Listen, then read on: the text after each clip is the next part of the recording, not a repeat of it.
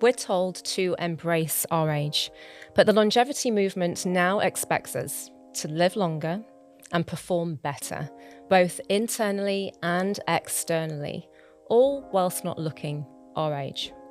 49% of adults in the UK don't believe they'll look good when they're older, according to the Centre for Ageing Better. And among people over 45, 20% say they'd consider injectables and 15% invasive surgery if it helps them feel more secure or competitive in their working lives, as highlighted by Age Without Limits.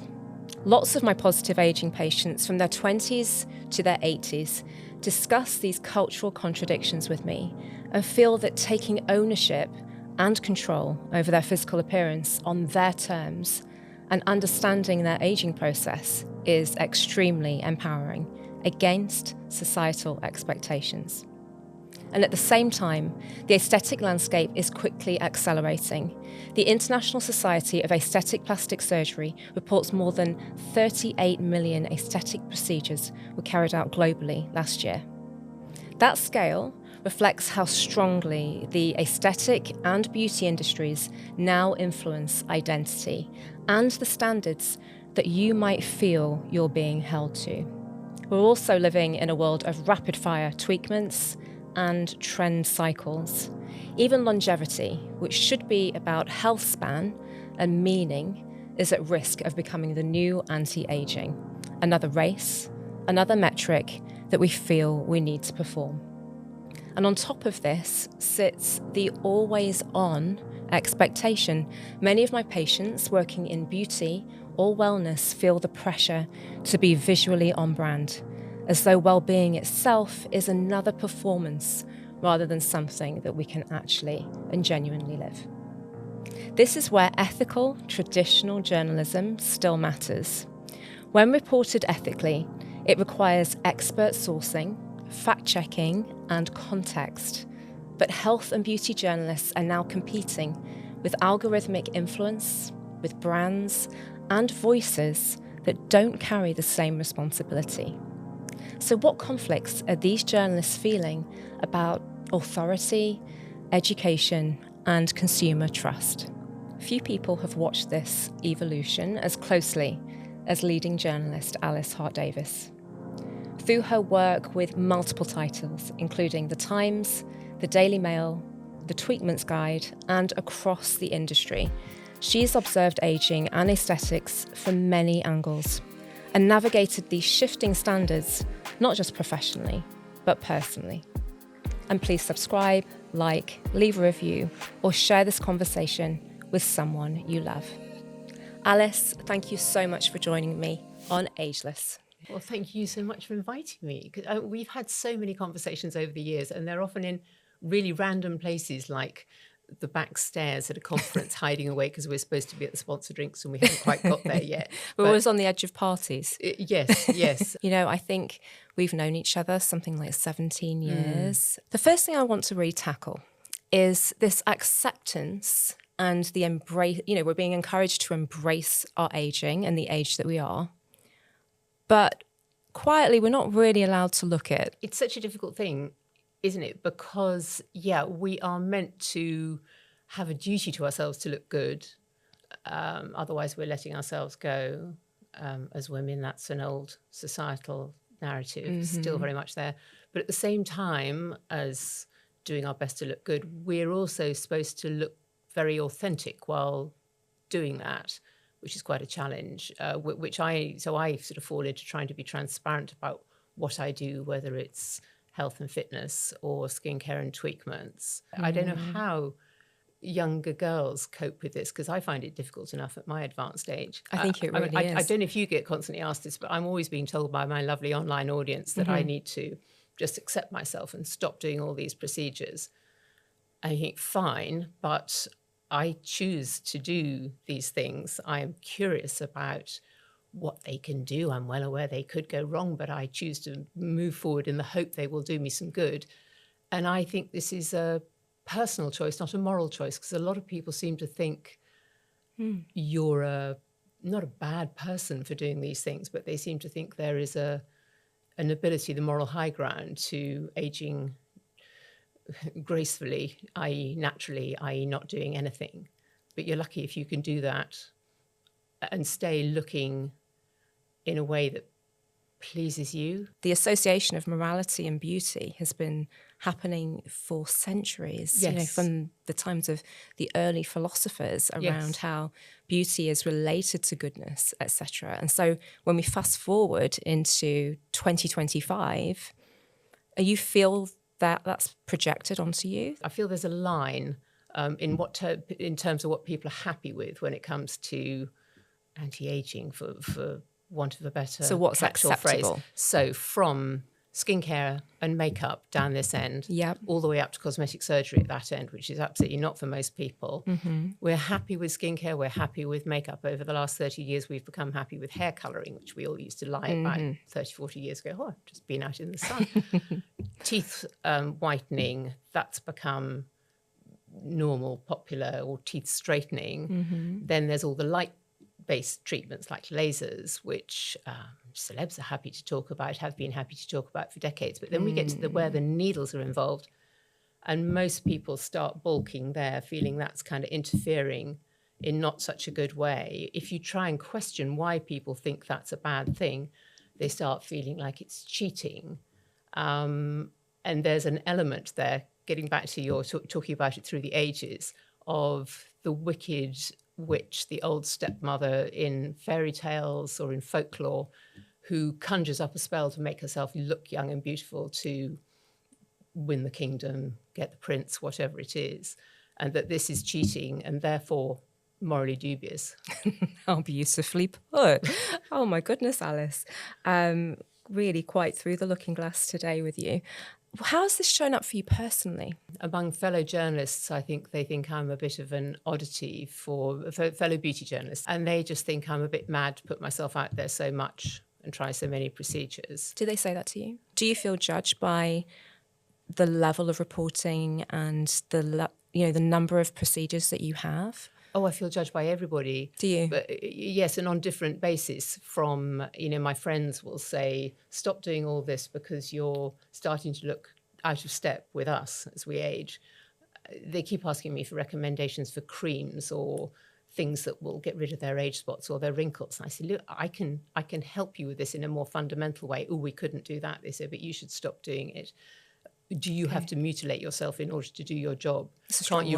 Can't you write about other things, they say. So when you do feel judged, Yeah. Be it by friends, by other beauty journalists, or by your online audience, when you return to yourself and think, why am I doing this? Oh, why am I doing this? Oh, well, just because I am so curious about how I can manage how I look as I age.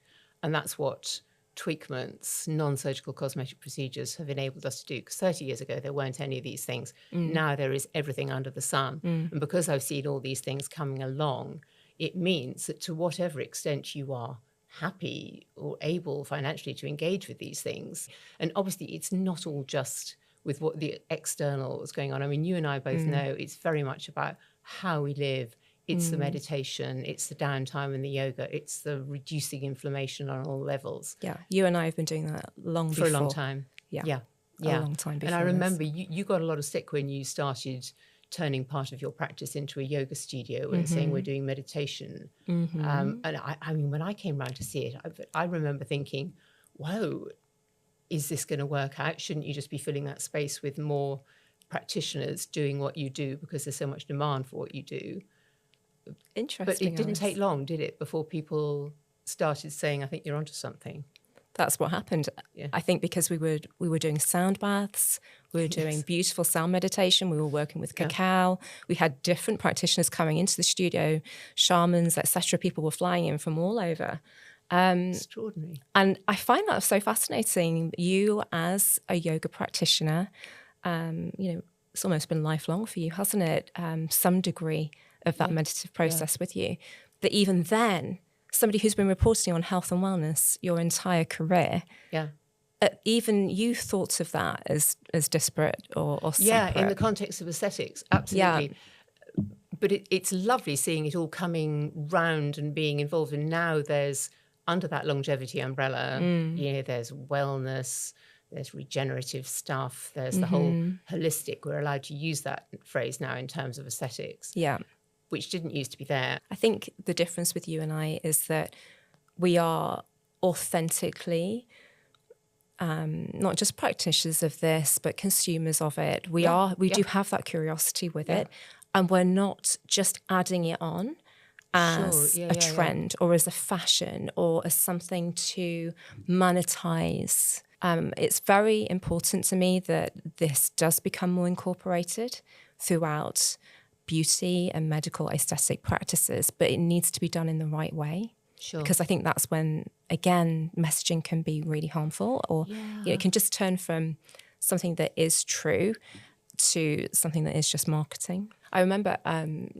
throughout my practice, the years of practicing, and if I'd speak to a patient and say, talk to me about your diet, just trying to really get to grips with how much of their inflammatory processes are being influenced by their lifestyle, by stress, by sleep, by food, etc. And I remember initially patients saying to me, why are you asking me all these different things, But now it's becoming more accepted, and patients understand that it really is a crucial part of a multimodality conversation. As genuine consumers and followers of wellness and holistic wellness, and how that can have a really strong positive relationship with our self-image, which I believe is where it all starts. If we know why we're doing something, if we want to embark on beauty or aesthetic wellness or whatever, we need to understand our motivations.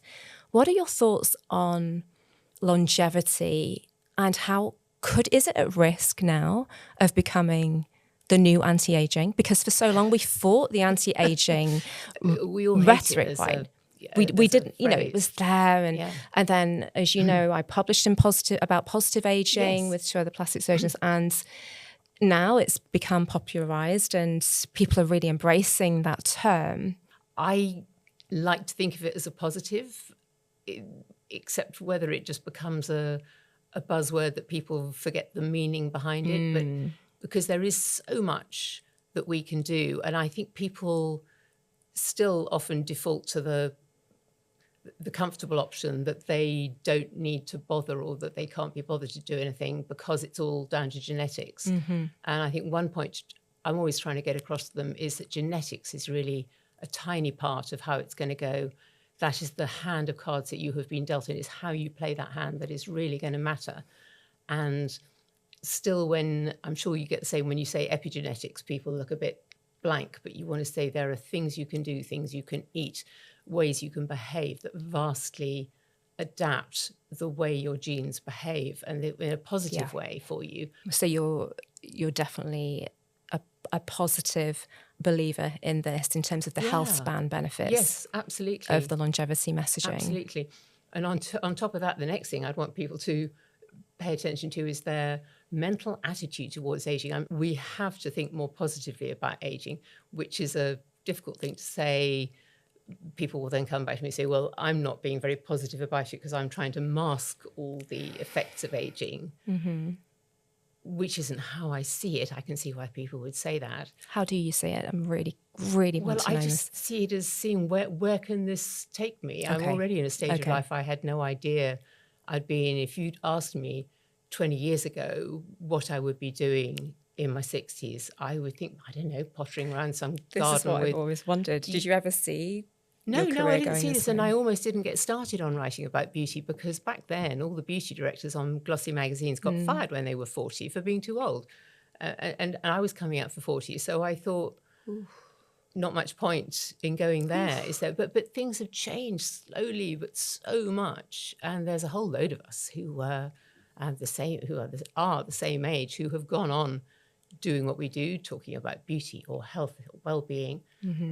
And nobody is stopping us and telling us to go home even now. And who knew that this would be possible, or that a job like what I do would even exist, working with my own platform, but working alongside people like yourself. Absolutely astonishing. You've led so much of that narrative, though, Alice, with your honesty and with your truth, with the curiosity, but the true traditional journalism with the ethics, but also actually it must be vulnerable at times to be exposing yourself at the level that you are. It's traditional until I started being the subject of the pieces as well as so not just reporting on the treatments, but stepping in and trying them out. I mean, I was too scared to try anything for about the first 4 or 5 years. I don't blame you. You think, whoa, what is this? Do I want to have needles stuck in my face, and what will be the effect? You think, I'm not sure about this at all. But gradually that changes and the curiosity overcomes that. I remember watching that change in you, actually. Being the subject of it as well as reporting, and then trying to understand it at the same time from the practitioner's point of view, what this product is, what it can do.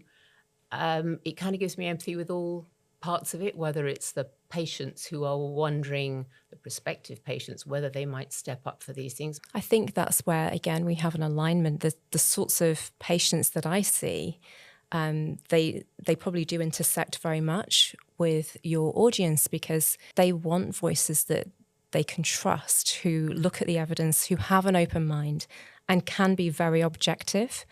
And I think that's something I've always really respected about you, Alice, is your open-mindedness. Thank you. I try, though, I only find out by stumbling around in this field. There'll be some amazing new procedure. I'm asked to write about it because it's new.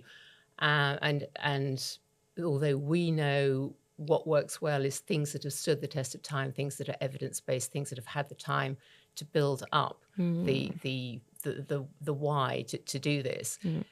News wants new things, so I'll go and do it, and then our colleagues will start, our professional colleagues will start coming in saying, you seem quite keen on this thing, but you ought to know the evidence is pretty thin. Yeah. Or anecdotally, we're seeing this. And, yes, anecdotally. And anecdotally is not always good enough. And yet now that anecdotal stuff will set off a massive trend for something on social media. Yeah, and that's really hard to stand up against. I think that also speaks to, as you were just saying about the trend cycles, going from very obvious before and afters, a more unnatural aesthetic that was very widespread, not just in the West, but in the East, everywhere, with the rise of aesthetics and with injectables. But now going more to this natural aesthetic, and I've said before on stage, you've heard me say it, if natural aesthetics and a natural outcome is a trend,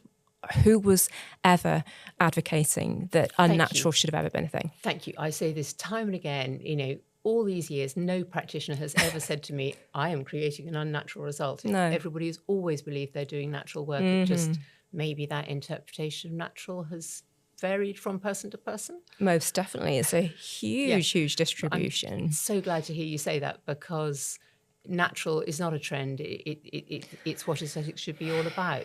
Undetectable work, looking like your best self, unless you're up for transformation, which I know some of your patients will be, and I totally accept that. And that's a personal choice. It might be that they are heading for a huge promotion, or they might be heading for some big part on a screen, and it's not that they're wanting to look unnatural, though. Oh, yeah. If they are driven by transformation, they still want to look natural and undetectable, but it's just a much more powerful way of looking a lot more attractive. But that takes a lot of careful interpretation on your part, doesn't it? Because particularly if they're up for something on screen, they've got to look like themselves. So you can't transform them too far. No. And you've got to balance all those desires from them to be so wow with A, what's possible, and B, what's sensible. It is quite an area to navigate with each individual person, and that's why I always go back to, what is it you're trying to achieve? Why is it you're trying to achieve that? Okay. And then we look at the different balances, the different proportions. I look back in time, the older photographs when they were, as teenagers, in their 20s, whatever, and then really visualize what is that absolute optimum self? what is their most attractive self. And, you know, I actually find that a very exciting challenge. I love it. I actually really love that part of my work. I find it very exciting. And there's nothing like, you know, and it's not just people on screen, but when I see them on Netflix or whatever, and I'm sat back, you know, and you see it in HD and whatever, it's exciting watching that. They're under huge scrutiny. Massive. And if I can give them more of that self-belief and be a little bit more robust and resilient against that scrutiny, I think it really helps to enhance their inner power. I've treated so many different types of patients who have transformed over the years. It's been to do with their careers and their social mobility and confidence. Perhaps they haven't been single for many, many years, sometimes decades. And they're very nervous about, you know, looking different, being judged. But what happens if I do nothing? Yeah. And really going on that journey with those patients is just extraordinary. And seeing that transformation more than anything on the inside, that confidence, that self-belief, that improved self-image is priceless. Gosh. And also, I'm sure you're seeing the age at which people are happy to carry on doing these things. Because 20 years ago, I would have thought, by the age of 60, I will give up all this healthy living. I will be drinking, smoking, lying out in the sun. Eating cake. But I was talking to a practitioner who said she was seeing a really interesting thing, which was ladies in their 70s or 80s, recently widowed. They would have never come to her clinic while their husbands were alive because the husband would disapprove or think it was unnecessary or say, you're lovely as you are. But now, on their own, they're thinking, well, let's see what this stuff can do for me. So I don't think I'll be stopping anytime soon. You do you, Alice. You know, whatever you choose to do. You know, I will always be a supporter of yours. This episode is sponsored by SkinCeuticals. I performed the clinical research and launched PTOX peptide serum by SkinCeuticals to the medical community. Along with my international colleagues, I published on the real-world impact of PTOX serum. We found that it targets lines caused by repetitive muscle movement, as well as smoothen other more difficult-to-treat wrinkles. With a precisely calibrated blend of peptides and PHAs, I use PTOX personally and with my patients to help soften lines, refine skin texture, and boost radiance for that luminous glass skin finish. You can redeem an exclusive 15% discount on PTOX serum at my clinic. Follow the link in the show notes for more information. I think of many patient stories of those kind of age groups, and I think they're going to be another group to watch for sure as they evolve. A lot of them are actually starting to do online dating. So they might be, you know, widowed, whatever. They're going into the perils of online dating, and they're telling me these stories, and I'm like, oh my goodness, you know, and I kind of want to put my arm around them. It's pretty tricky out there, but they're feeling more confident to do so. And again, it's never too late to improve your skin health, even if it's just medical facials and really good medical skincare. Yeah.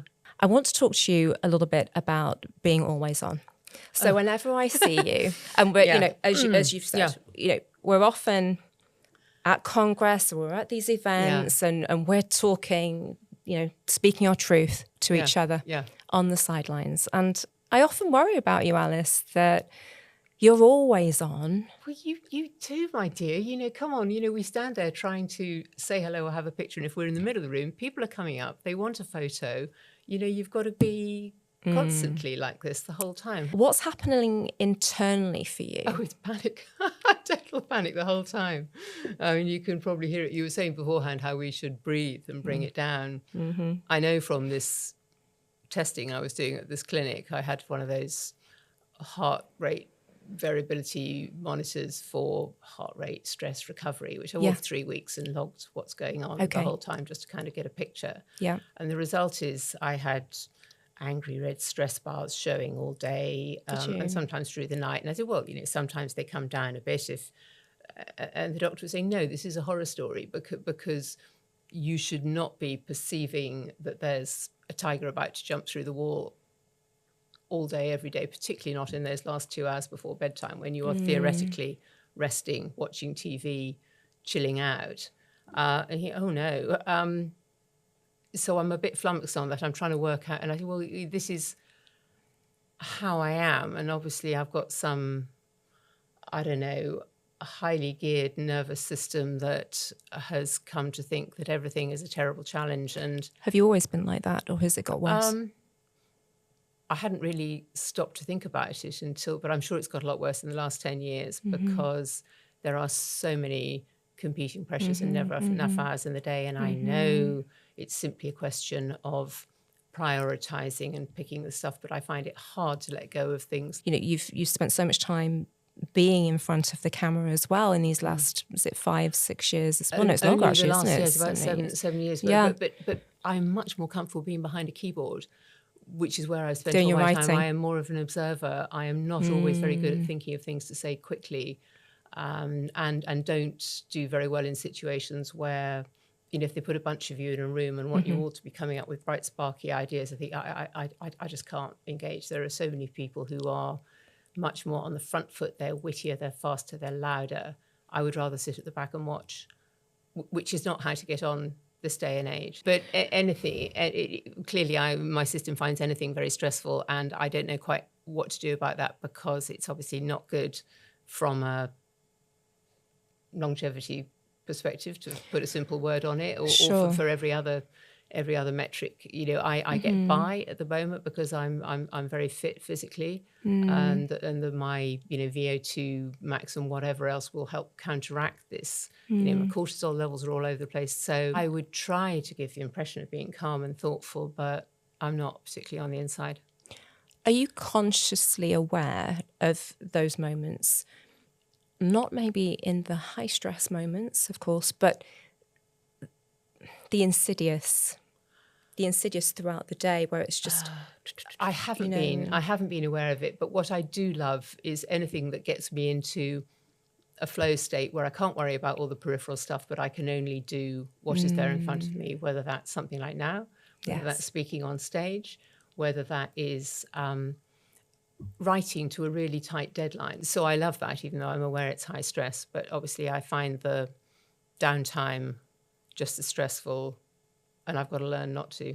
I think that's the problem. I'm sure that it can be hugely beneficial for you to have trained yourself through those moments, if you have that ability to respond to that level of pressure of deadlines. I suppose the concerning thing is if your body is always like that, because you have an online platform, then you have an online presence, and then obviously you're a mother, and you know you have all these other things. You're a mum of daughters. Yes. I mean, adrenaline very much is my drug of choice, but I need to find a way to counteract this kind of persistent sort of hyper-vigilance, which I didn't even know was a thing until recently. So have you got a couple of ideas as to how you are going to counteract that? I love breathwork, but I just need to find breathwork that I can do and make myself do it in 10 minutes, 15 minutes, rather than taking a whole hour to completely lose myself in it. But hot baths, winding down, not having the phone in the bedroom, I find that very difficult. Not reading the newspapers online in the middle of the night when I wake up. You know, people are always saying these things, these treatments, these procedures are so expensive. But you think good skincare can do an awful lot. Self-care in terms of sleep, reducing stress, eating well, you know, you can do all those. They will make a real difference to how you look and feel very fundamentally before you need to step near procedures. I agree.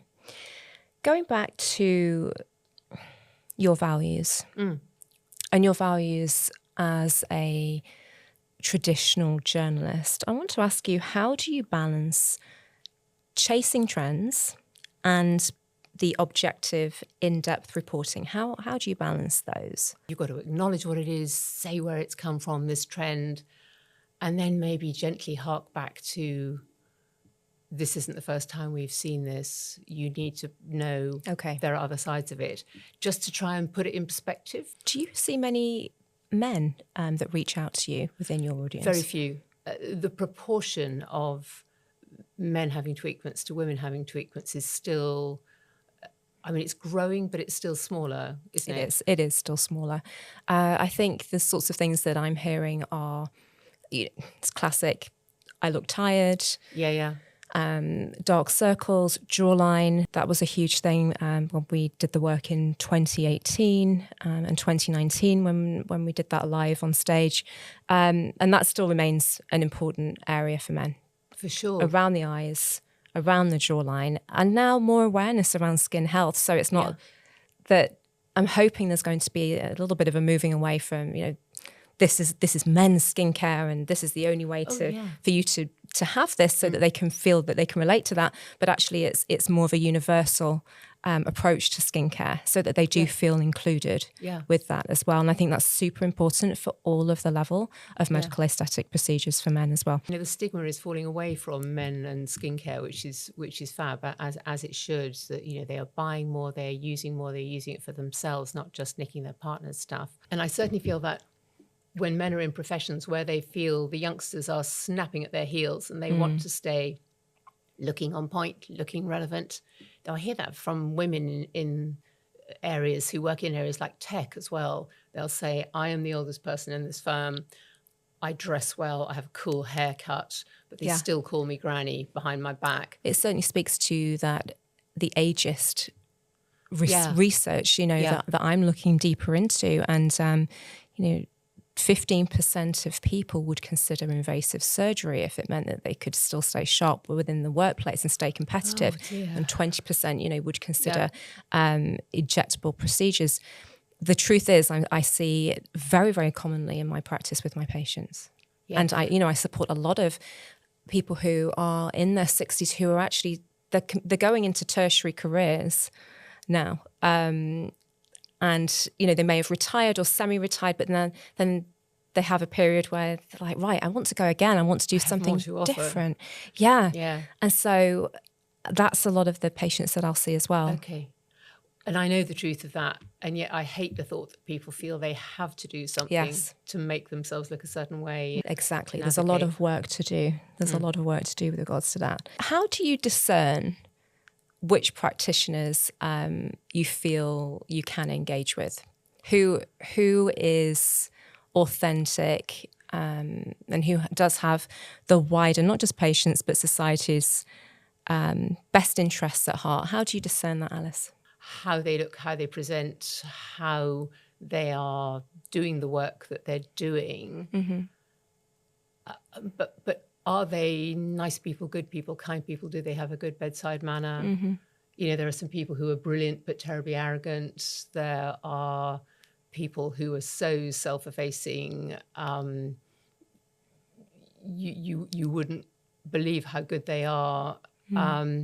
It's such a fantastically varied area, but it's really difficult. And I don't really know how the wider medical community regards me. I think they think I'm a bit of an oddity because I pop up in all these different places. I'm talking to consumer audiences. I'm also talking to practitioners. I'm clearly really interested in this stuff, but they see me blundering about, trying this thing, trying that thing, maybe appearing under some fanciful headline that is trying to big me up as something that I'm not. But I think they mostly seem to feel kindly to me, and therefore if I'm wading into something where they think I shouldn't be, they will let me know. And I really value that because a lot of them have become friends over the years. The reason I wanted to ask you that was because I think that's a very different question to the whole topic, which I don't think we have the time to get into, which is the lack of regulation within the industry. I would imagine you're pretty black and white about that. Yes. And I think that's a very different topic to those that are qualified, but it might be difficult for sometimes consumers and for patients to really discern who does have patients' best interests in mind. It's impossible for consumers. I would stress the need for medical training, lots of aesthetic training on top of that, then lots of time putting that training into practice to develop the expertise. And yet on top of all that, you need somebody to have an aesthetic eye. There are plenty of people who can do technically correct procedures, which you look at the result and think, you are not creating loveliness in this face, and you can't legislate for having an aesthetic eye. No. I Very well said. sort of do despair of it. It's never been a big enough, serious enough issue for the government to pay attention to. And now, it comes and goes. There's been a public consultation. They've reviewed that. Then everything sits there for a year. Even when that poor woman died last year as a result of the, non-surgical injectable BBL butt lift done by somebody who wasn't a medic, using goodness knows what. Yes. And there was all this flurry of interest earlier this summer when Wes Streeting said, we're going to crack down on the cosmetic cowboys. He's had the results of that consultation sitting there for a year, hasn't done anything. They haven't done anything since then. And the JCCP and all the other stakeholders are inching forward with the moves towards legislation, but it is so slow and there is so much need for it. So, yeah, I know all my medical aesthetic acquaintances say the government plans are rubbish. They don't go far enough. They're not going to exclude non-medics from this. No, but we are in the world we are in, and any legislation would surely be better than having none. So that because it's a matter of patient safety, so that people can have some idea of, does this practitioner have a license for doing what they're doing? Otherwise, they have no idea, and they will be messaging me, lovely people, saying, I know where the practitioner puts my toxin in and how much they use in each shot. Why shouldn't I go to the person down the road and say, do me 1.5 round here and 4 here and 4 there? And you think, wow, well, good luck with that. But they can't see why they shouldn't. Surely it's all the same. You think it's been completely devalued in the UK. I mean, that's this piece that I've got in the paper today. It's trying to say it is not the product or the device that's going to do the magic for you. It is the hands it's in. It is the expertise of the person who's using it that will make all the difference. And they need to understand that, and that they might need to pay a bit more for the expertise, because that's the other huge barrier. Sure. Everybody is wanting to pay less for now, and particularly younger people, the price is much more of a barrier. So they will go for the cheaper options. They get the things that look awful, but, maybe they like it. It's a rite of passage. I wish it wasn't. Maybe they don't know what good looks like for them. So yeah. So true. They don't know really if they like it or not, because they don't know the alternative. Going on, Alice, one of my final questions to you that moves really perfectly on from that is, what's the most ethically questionable trend or brand narrative that you've seen the beauty or the aesthetic world quietly normalise? Whoa. I'll have to think about that. That's okay. God, give me some clues. Most ethically whatever. When I ask the slightly broader Instagram audience of what would you say to your practitioner if, or what would you tell me that you'd say to your practitioner that you don't say to them? I was gathering research for a talk to doctors, and wow, they come out with it. They are terrified about being oversold. They are worried about the doctor's credentials. They're worried about trust. Can I really trust you with my face? Are you going to try and upsell me on things I don't need? Have you got my best interests at heart? Interesting, because all the work that, I've been part of for must be 17, 18 years around ethics, around trust, around proof, consultation style, supporting the patients on all these different parts of their journey. It's fascinating that your group still are reporting these same concerns. And, if I think about one of the concerns that I have when I ask you that question around what's been ethically questionable, but quietly normalised, I look at the HA work and how we have proven over time that it's been safe, that it can create beautiful results in the right hands, but how that was then taken and marketed with, you need to have 10x, 15x mils to create this. And then these were huge marketing campaigns by different clinics. And so that then changed the perspective of many patients and consumers. And I think that's really damaged the great work that so many people are doing. Yeah. And now, obviously, we've seen a real backlash with this, where people are thinking, right, well, that's not safe. So therefore, we have to have all these other procedures to compensate for it, be it unproven regenerative, concerning regenerative claims, products that are just jumping out of nowhere that don't even have basic studies to even prove them. And then that's costing people more and more money. But actually, they're looking worse because they've taken a departure from work that actually was maintaining them really well. Plus, we've all seen, as a result of that, so much bad work out there on social media, on celebrity faces. There's been that whole backlash against filler in itself, but people almost kind of preempt the thing when they approach me and say, should I try this or that? And they say, don't suggest filler. I'm not going to have filler. I'm not going anywhere near filler. Or very smart ladies I've seen at the hairdressers who, when they find out what I do, they jab a finger at me and say, the secret is never have filler. And I think, why are you saying that? And you think, you go to all these society parties, you'll have seen terrible faces, and you've concluded that the only hope is not to have filler. And this is awful. I think, well, you just haven't noticed it because it was appropriate, it was subtle, and it was really nicely done. Then they messaged me saying, I know I shouldn't have gone to the new girl who's in at the hairdressers. My toxin, but my friend said she was really good. And now I've had a disaster, and what am I going to do? And you know, I can't really help you on that. I think, Alice, it's going to be one to watch in 2026. I think we're going to see now the people who have tried to go down other alternative routes, they will start to see themselves aging in a way that they hadn't before.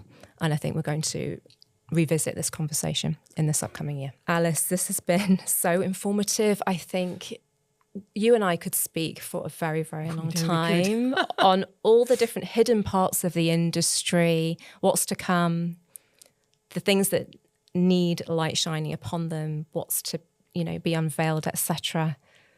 All the things that we can do as well moving forward. But I think I have just one last question for you. For sure. What does ageless mean to you, or feeling ageless? It means feeling good as yourself without regarding how you look. Does that make sense? I still feel how I feel regardless of how my face is presenting to the world. So ageless to me means the ability to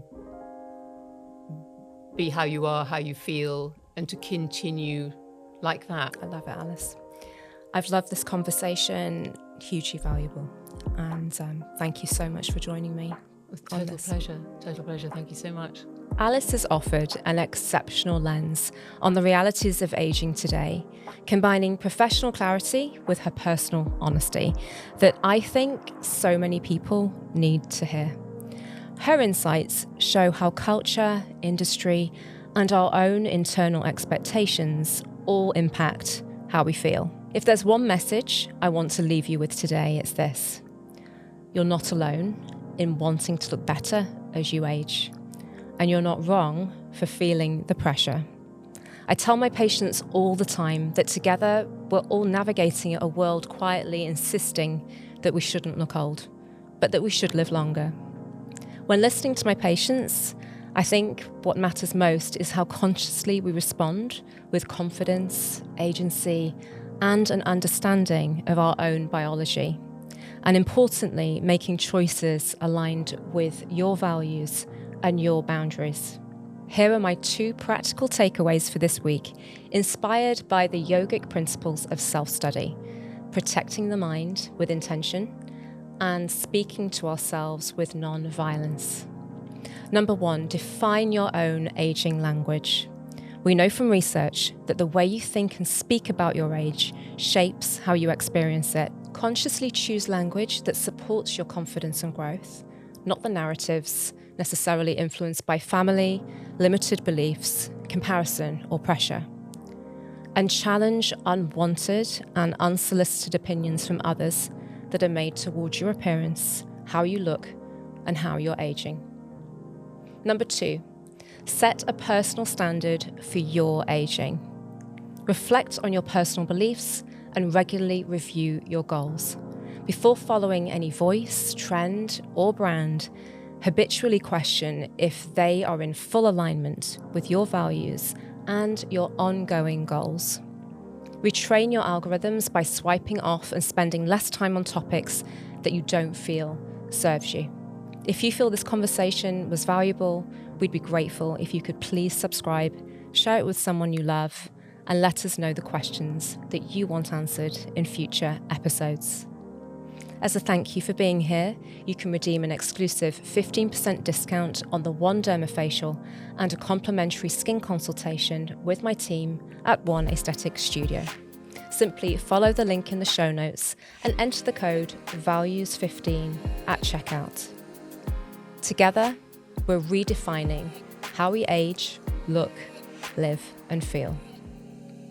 I'm Dr. Jonquille Chantrey, and this has been Ageless.